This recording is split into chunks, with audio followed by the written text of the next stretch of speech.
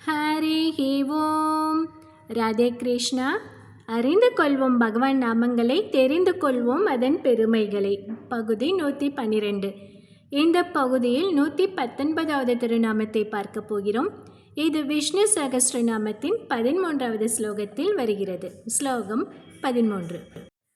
ருத்ரோ பகுஷிரா பப்ரூர் விஸ்வயோனிஷு சிஸ்ரவஹ அம்ருத சாஸ்வதஸ்தானோர் வராரோஹோ மகாதபாக. நாமம் 119. ஓம் சுஷிஸ்ரவசே நமக.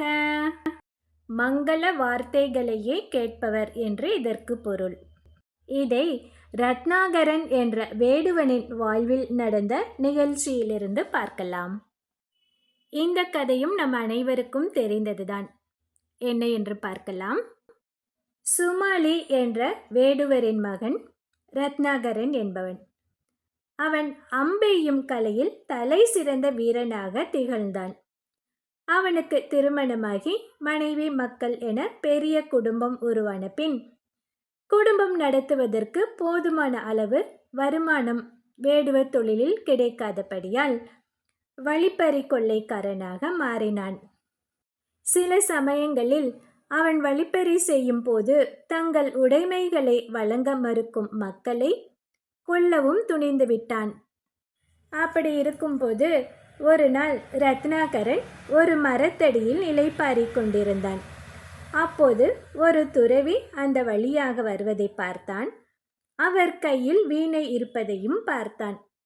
வீணைக்குள் பொற்காசுகளை அந்த துறவி ஒளித்து வைத்திருப்பதாக எண்ணிய ரத்னாகரன் கத்தியை காட்டி அவரை வழிமறித்து அவரது உடைமைகளை அனைத்தையும் தன்னிடம் தந்துவிட்டு செல்லுமாறு கூறினான். ஆனால் அவனையோ அவனது கத்தியையோ பார்த்து அந்த துறவி பயப்படவில்லை.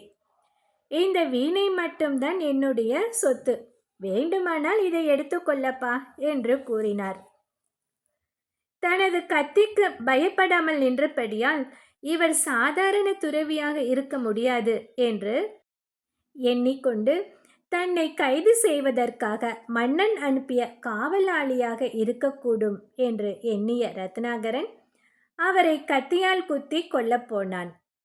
அப்போது அவனை தடுத்த துறவி, நீ என்னை கொல், நான் தடுக்க மாட்டேன்.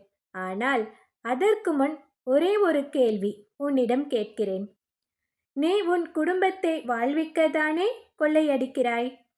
நீ கொள்ளையடித்து கொண்டு போய் கொடுக்கும் செல்வத்தில் பங்கு கொள்ளும் உனது குடும்பத்தார்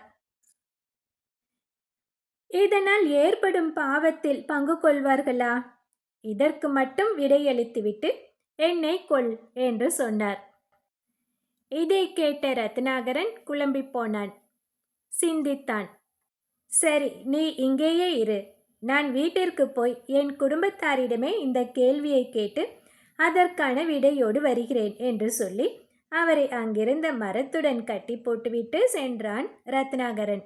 அப்படியே விட்டுவிட்டு போனால் அந்த துறவி ஓடிவிட்டால் என்ன செய்வது என்று கட்டி போட்டுவிட்டு சென்றான். நேராக வீட்டிற்கு போனான். முதலில் தன் பெற்றோரிடம், நான் இத்தனை நாள் வழிப்பறி செய்துதான் செல்வம் கொண்டு வந்தேன். அதில் பங்கு கொண்ட நீங்கள் அதனால் உண்டாகும் பாபத்தில் பங்கு கொள்வீர்களா என்று கேட்டான். அவர்களுக்கும் தெரியும் இவன் எப்படி செல்வத்தை கொண்டு வருகிறான் என்று. அதனால் நேரிடையாகவே கேட்டான் தன் பெற்றோரிடம். அவர்கள் என்ன சொன்னார்கள் தெரியுமா? அது எப்படி? பெற்றோரை காப்பாற்ற வேண்டியது உன் கடமை, நீ அதை செய்தாய். அதனால் பாபங்களில் எல்லாம் எங்களுக்கு பங்கு கிடையாது, அது முழுவதும் உன்னையே சேரும் என்று சொல்லிவிட்டார்கள். இதை கேட்டதுமே சிறிது மனம் தளர்ந்தான் ரத்னாகரன். பிறகு தன் மனைவியிடம் கேட்டான் அதே கேள்வியை. அவள் என்ன சொன்னாள் தெரியுமா? சாஸ்திரங்கள் கூறுவது என்னவென்றால், கணவன் செய்யும் அனைத்து புண்ணியங்களிலும் மனைவிக்கு சரி பாதி பங்கு உண்டு. ஆனால் கணவன் செய்யும் பாவங்களில் மனைவிக்கு பங்கில்லை. மனைவி செய்யும் புண்ணியங்களில் கணவனுக்கு பங்கில்லை. ஆனால் அவள் செய்யும் பாவங்களில் பாதி பங்கு கணவனுக்கும் உண்டு என்றாள். திகைத்தான் ரத்னாகரன். மனம் தளர்ந்தான்.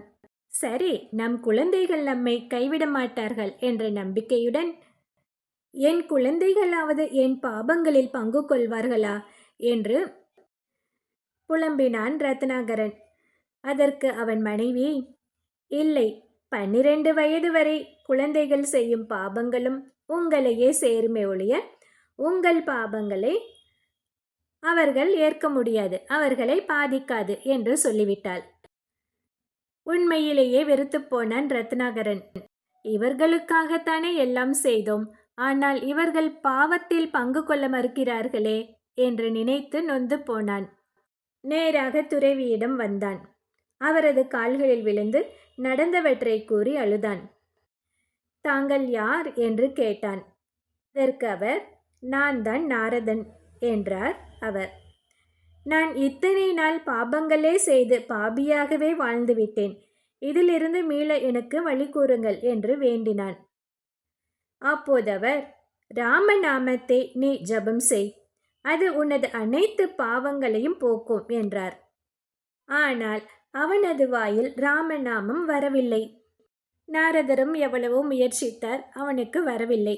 அப்போது அருகில் இருந்த மரத்தை காட்டிய நாரதர், இதன் பெயர் என்ன என்று கேட்டார். மரா என்றான். சரி, இதை ஜபம் செய் என்று சொல்லிவிட்டு நாரதர் புறப்பட்டு விட்டார். மரா மரா மரா மரா என்று மரத்தை நினைத்தபடி ரத்னாகரன் ஜபம் செய்தான். அவனை சுற்றி ஒரு புற்றே உண்டாகிவிட்டது. அப்போது ஜபம் செய்தவனுக்கு அந்த மரத்தில் ராமன் காட்சியளித்தார். பின்னாளில் அவர் வால்மீகி என்ற பெரிய ரிஷியாக உருவாகி நமக்கு ராமாயணத்தை அளித்தார்.